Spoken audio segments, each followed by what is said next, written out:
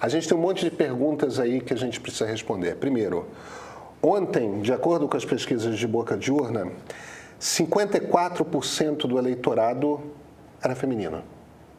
54% das pessoas que votaram ontem eram mulheres. E, no entanto, a mulher candidata foi derrotada. Não é só isso. Pelos números que eu tenho aqui, isso é pesquisa da AP, 55% das mulheres brancas votaram em Donald Trump. 45%, como você disse, do eleitorado feminino votou em Donald Trump. Não é só isso. Em 2020, em todo o país, 32% dos latinos, o voto hispânico, foram para Donald Trump. Ontem, 45% dos votos hispânicos foram para Donald Trump. Olha a diferença aqui. Quer dizer, o Trump ganhou o voto hispânico. Na Pensilvânia, em 2020, 17% dos eleitores negros, homens e mulheres negros, votaram em Donald Trump. Ontem, 23% dos eleitores negros votaram em Donald Trump. No Wisconsin, o buraco é ainda maior. Em 2020, 8% dos eleitores negros votaram em Donald Trump. Ontem, 20% dos eleitores negros votaram em Donald Trump. É por conta de números assim que o cálculo era de que Michigan e Wisconsin iriam para Kamala Harris, porque ninguém imaginava que o Trump ia conseguir um número tão grande de eleitores latinos e de eleitores negros. E ele conseguiu. Ele conseguiu um número muito maior de mulheres do que ele jamais havia conseguido.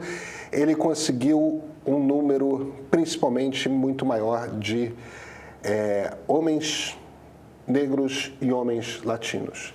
Então, a primeira coisa que eu acho que a gente precisa começar a tentar responder aqui é: o que faz com que um cara que, em diversos momentos da sua história pessoal, mas em diversos momentos dessa campanha, tratou com desdém, tratou com preconceito negros e principalmente latinos, um cara que fala de deportação em massa de imigrantes, aí a gente está falando nos Estados Unidos, principalmente de latinos,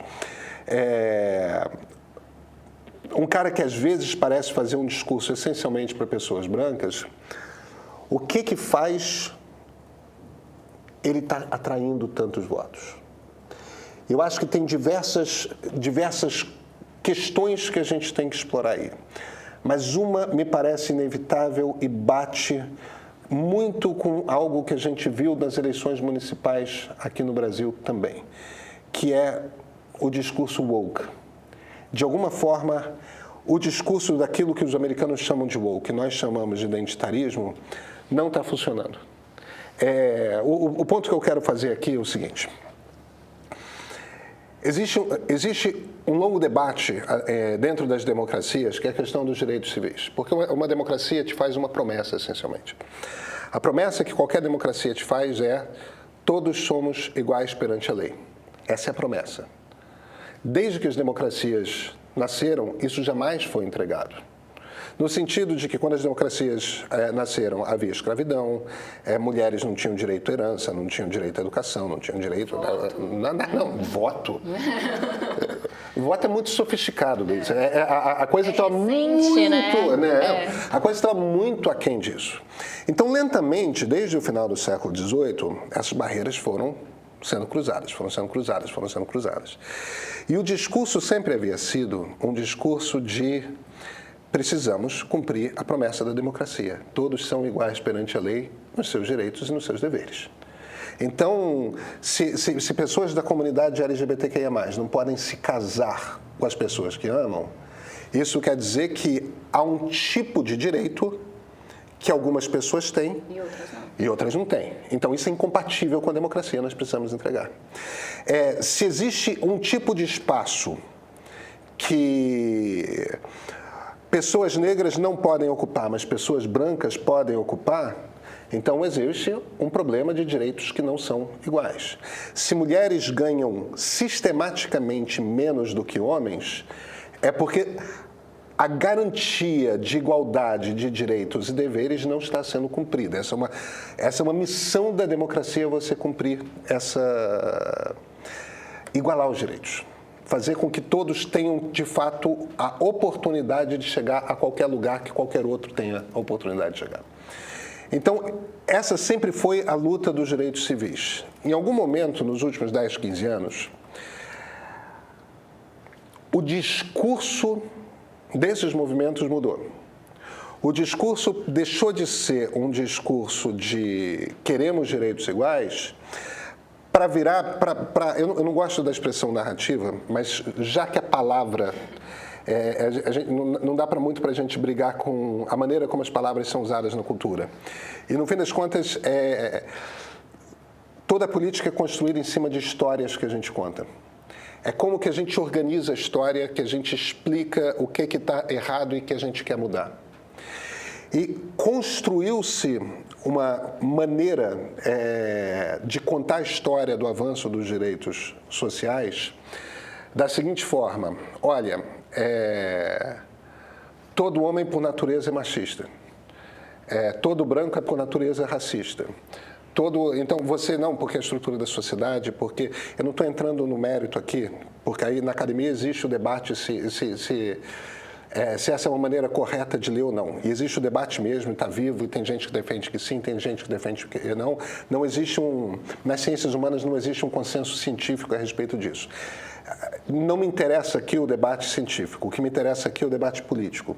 É a maneira que você organiza a coisa. E nos últimos tempos, a gente vem enfrentando uma questão que é a maneira como o discurso de igualdade de direitos civis começou a ser tocada, se tornou uma em que o homem é vilão em tudo. E quando a gente começa a olhar para isso que nunca aconteceu na história das democracias, que é mulheres cada vez mais de esquerda e homens cada vez mais de direita, principalmente entre os jovens, o que está acontecendo ali é nítido resultado desse tipo de discurso. O que a gente viu ontem é homens hispânicos e homens negros nos Estados Unidos em números cada vez maiores, preferindo votar num candidato que parece hostil a eles no discurso. E a mim parece que isso está diretamente ligado à maneira como, principalmente na esquerda, começou a se discutir a questão dos direitos iguais. Se você estivesse defendendo os mesmos direitos com outro discurso, contando uma outra história para convencer as pessoas, o resultado seria diferente. E o problema fundamental aqui, para mim, é o seguinte: o objetivo em política não é você ganhar uma discussão. O objetivo em política não é você ganhar um argumento. O objetivo em política não é você ganhar um monte de likes nas redes sociais. O objetivo em política é convencer a maior quantidade possível de pessoas a estar do seu lado, a votar com você. Porque quando você convence gente o suficiente de que você está certo, aí você conquista direitos. Aí você avança com causas que são importantes de encarar.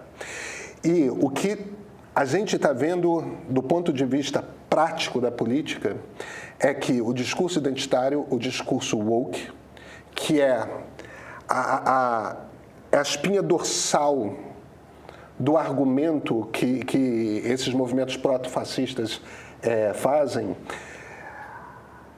esse discurso, ao invés de trazer gente nova para a causa, o que acaba fazendo é afastando as pessoas.